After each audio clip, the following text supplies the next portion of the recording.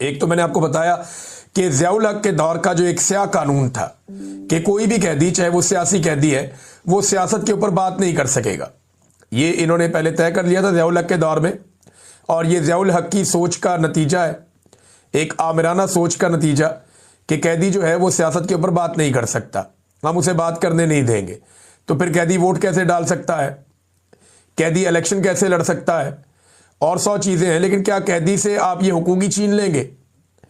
تو اب وہ کہتے ہیں جی پالیٹکس کے اوپر بات نہیں کر سکتا، اور یہ ضیاء الحق نے کیا تھا اس لیے کہ وہ اپنے سیاسی مخالفین کو جیلوں میں ڈال دیتا تھا اور ان پہ سیاست کرنے پہ پابندی لگا دیتا تھا۔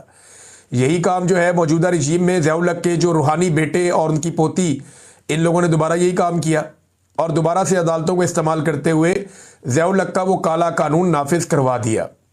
وجہ عمران خان صاحب کا بولنا، اور اب یہ کیس عمران خان صاحب کا لے کر پہنچے ہوئے ہیں عدالت کے اندر، جس کے ذریعے یہ کوشش کر رہے ہیں کہ عمران خان صاحب کا جو ٹویٹر اکاؤنٹ ہے اسے بند کر دیں۔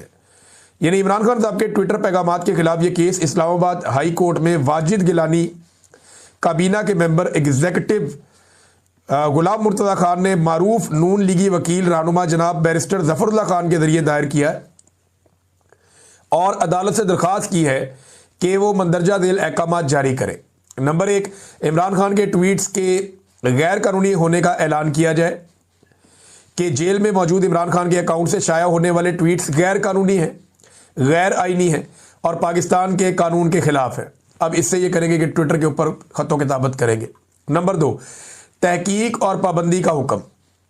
سائبر کرائم ایجنسی اور ٹیلی کام اتھارٹی کو ہدایت کی جائے کہ وہ فوری طور پر ان افراد ٹیموں کی شناخت کریں، ان کی تحقیقات کریں اور انہیں روکیں جو عمران خان کی طرف سے یہ ٹویٹس چلا رہے ہیں، اور پی ٹی اے کو یہ ہدایت کی جائے کہ وہ مذکورہ اکاؤنٹ سے اپلوڈ کیے گئے ان تمام ٹویٹس کو بلاک کرے یا ہٹا دے۔